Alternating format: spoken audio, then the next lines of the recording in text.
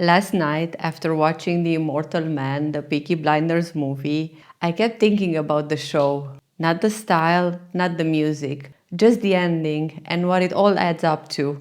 Because when you step back, it's actually brutal. Nobody is safe, not even close. Polly is gone, John is gone.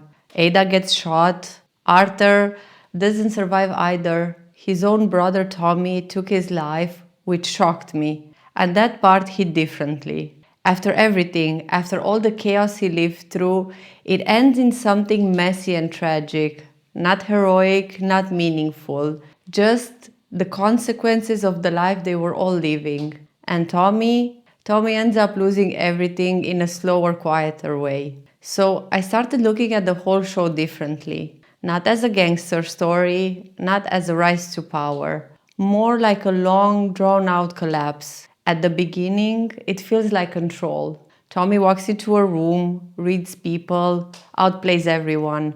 You think, okay, this is a man who figured it out. But episode after episode, season after season, it starts to feel like he's not building something. He's burning through it. And the cost is always the same his people. What really stuck with me is that the show never rewards anyone for being smart, loyal, or even careful. It doesn't matter how calculated Tommy is. It doesn't matter how strong Polly was. It doesn't matter how much Arthur tries to hold himself together. The outcome is still always lost. And I think that's the message I took from it. This life, this kind of power, doesn't have a stable version. There's no version where you win and keep it. It always takes something from you, and then something else, and then another thing, until there's nothing left that actually matters. Even the family, which is supposed to be the core, the protection, the reason for everything, becomes part of the damage. And what I found interesting is that the show doesn't try to romanticize that in the end.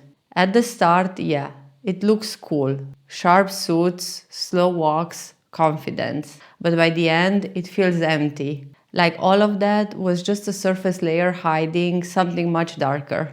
And Tommy himself kind of proves that. He gets power, he gets influence, he gets everything he was aiming for. And still, he's not okay. And that's what stayed with me the most. That you can reach the top of something and realize it was never a place worth reaching. So when I think about Peaky Blinders now, I don't really see it as a story about gangsters. I see it as a story about consequences that do not stop, about how far someone can go before there's nothing left to protect, and how, in that kind of life, the ending is never clean. It's always messy, always personal, and always expensive. This episode has been done by order of the Peaky fucking Blinders. I am Mari and this is Midnight Question.